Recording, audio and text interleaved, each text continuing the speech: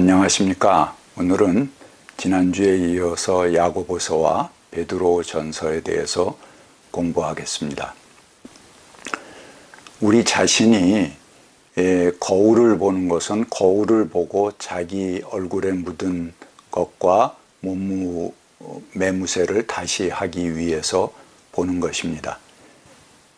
그런데 거울로 확인은 열심히 하는데 거울을 본 후에 정작 자기 모습을 고치지 않는다 하는 것은 어리석은 일이죠. 바로 그것은 말씀을 듣고 깨닫기는 하지만 실천하지 않는 것과 같다. 그렇게 야고보서는 아주 실제적인 예를 들어서 이야기하고 있습니다. 야고보서 1장 22절부터 24절까지 제가 읽겠습니다. 말씀을 행하는 사람이 되십시오. 그저 듣기만 하여 자신을 속이는 사람이 되지 마십시오. 말씀을 듣고도 행하지 않는 사람은 그대로의 자기의 얼굴을 거울 속에 들여다보기만 하는 사람과 같습니다.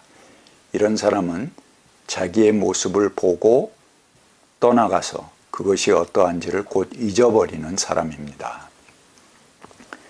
성경의 진리는 전폭적으로 신뢰할 수 있는 진리입니다.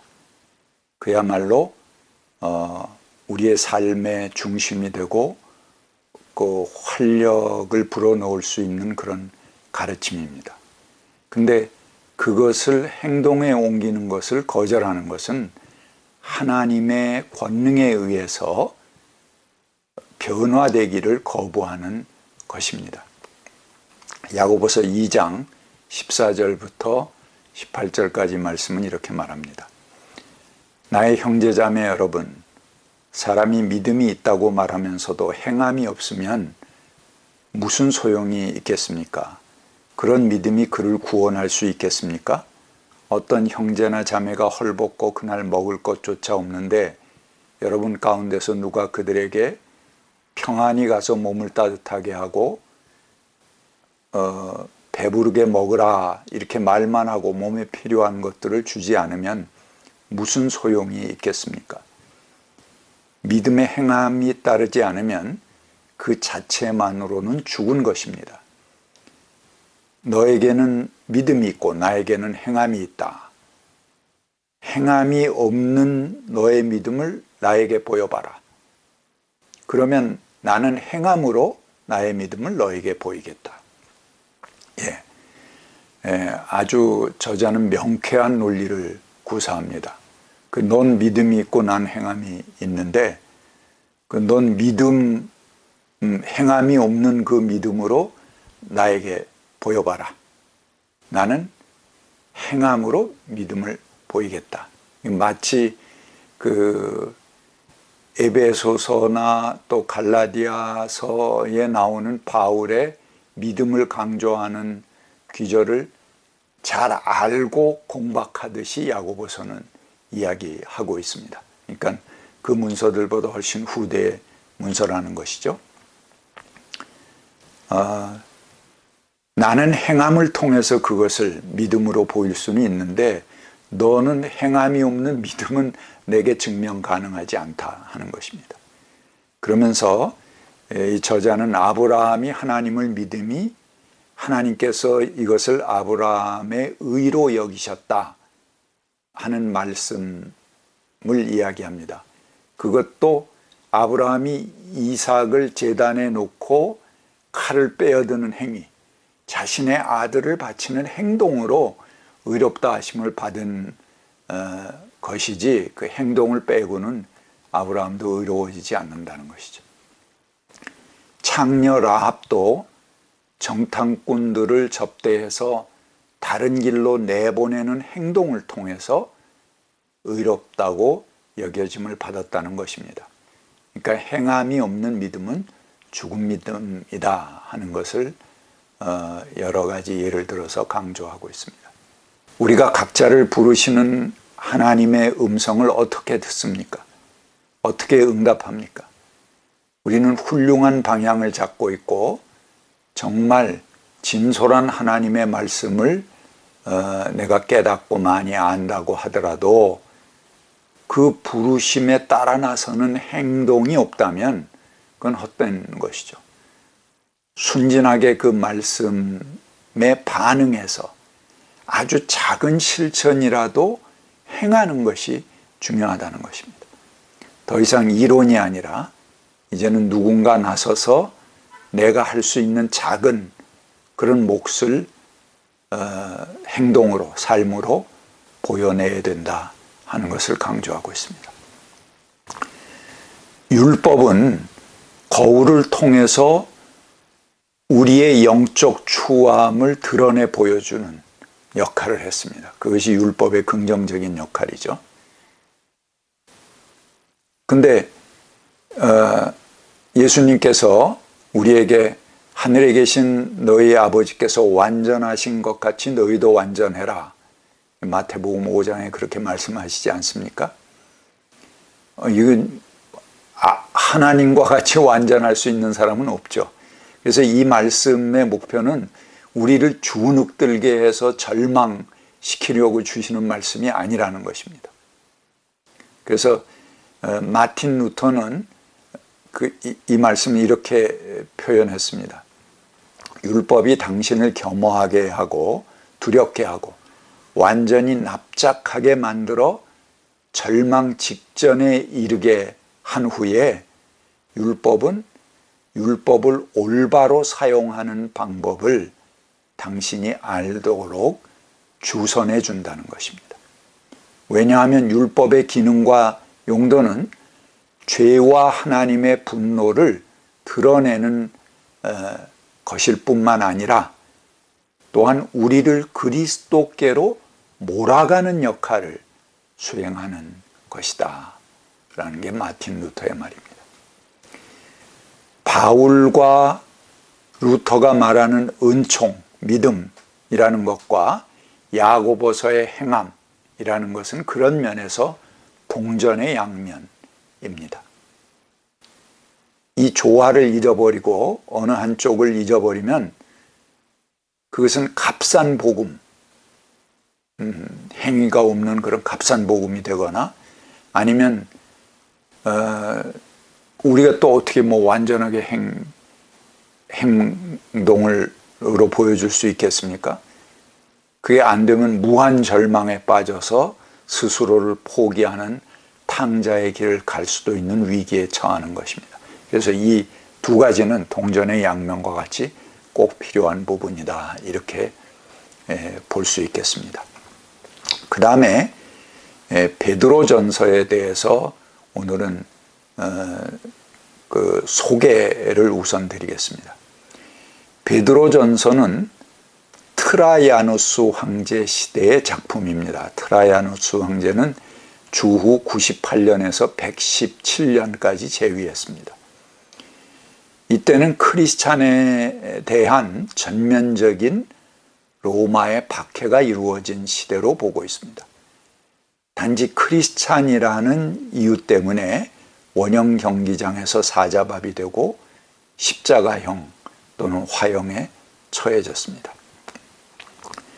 이 베드로전서가 이 박해의 정황을 담고 있다는 것을 여러 본문을 통해서 우리가 확인할 수 있습니다. 제가 몇 가지 성경을 통해서 읽어 드리겠습니다. 베드로전서 1장 6절에 지금 잠시 동안 여러분이 여러 가지 시련을 겪으면서 어쩔 수 없이 슬픔에 빠져 있더라도 이것을 기뻐하십시오. 또 베드로전서 4장 12절부터 이렇게 말합니다. 사랑하는 여러분, 여러분을 시험하려고 시련의 불길이 여러분 가운데 일어나더라도 무슨 이상한 일이나 생긴 것처럼 놀라지 마십시오. 오히려 여러분이 그리스도의 고난에 참여하는 것이니 기뻐하십시오. 그러면 영광이 나타날 때에 여러분이 기뻐 뛰면서 즐거워하게 될 것입니다. 여러분이 그리스도의 아픔 때문에 모욕을 당하면 복이 있습니다. 그리스도를 믿는 사람으로서 고난을 당하면 부끄러워하지 말고 도리어 그 이름으로 하나님께 영광을 돌리십시오. 하나님의 집에서부터 심판을 시작할 때가 되었기 때문입니다. 제가 그 중에 발췌해서 읽었습니다. 베드로전서 5장 8절입니다. 정신 차리고 깨어 있으십시오. 여러분의 원수인 악마가 우는 사자와 같이 삼킬 자를 두루 찾아다닙니다. 예. 이런 본문들은 당시 베드로전서가 박해 상황에 있다는 것을 우리에게 잘 보여줍니다.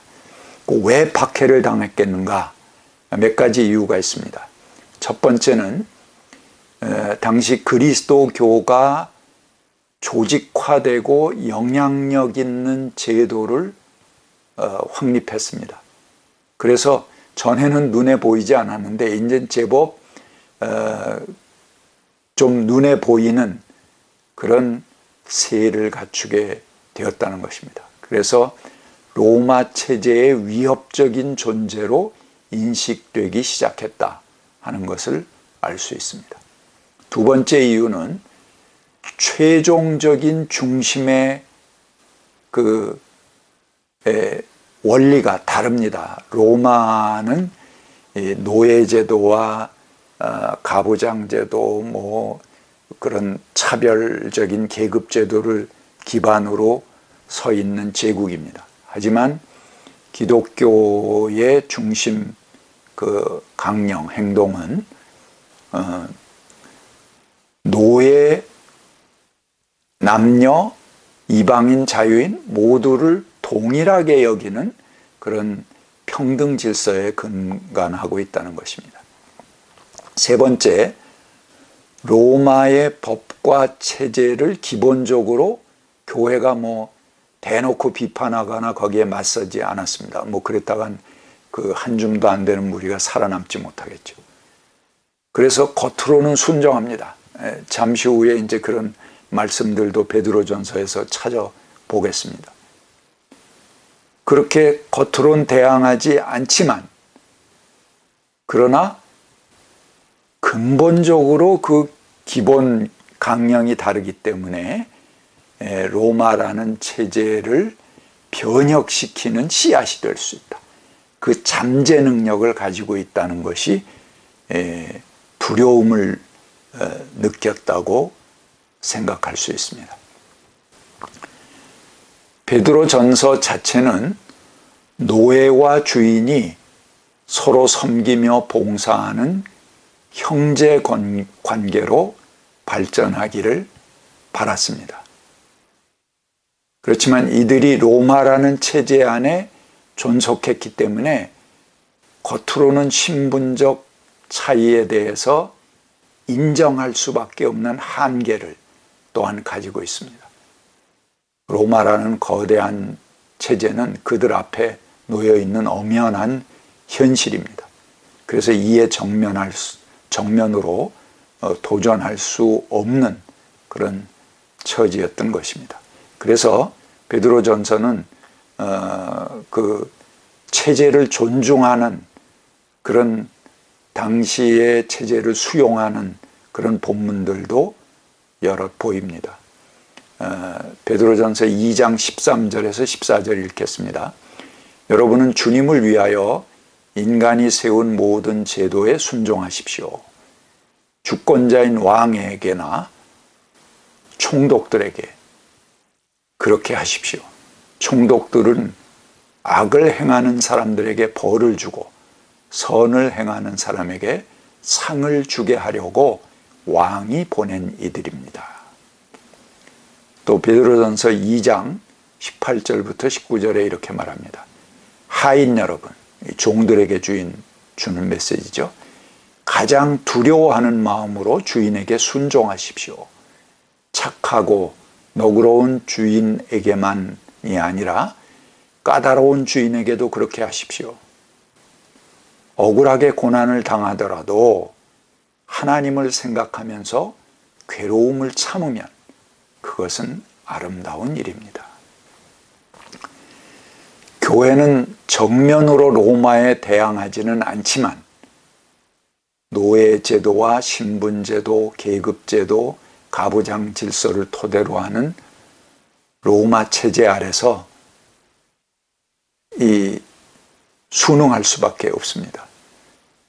근본적으로 차별을 없애는 공동체를 교회는 지향하고 있습니다. 하지만 이런 교회의 존재는 막강한 로마의 지배 이데올로기를 무너뜨릴 만한 그런 힘은 아직 없습니다. 그러기에 그 안에 근본적인 변혁의 씨앗을 품고 있었지만 겉으로는 로마와 잘 조화를 이루는 척 할 수밖에 없었다는 것입니다. 또 로마는 그것을 두려운 마음으로 바라보고 그들에게 박해를 가했던 것으로 보입니다. 감사합니다.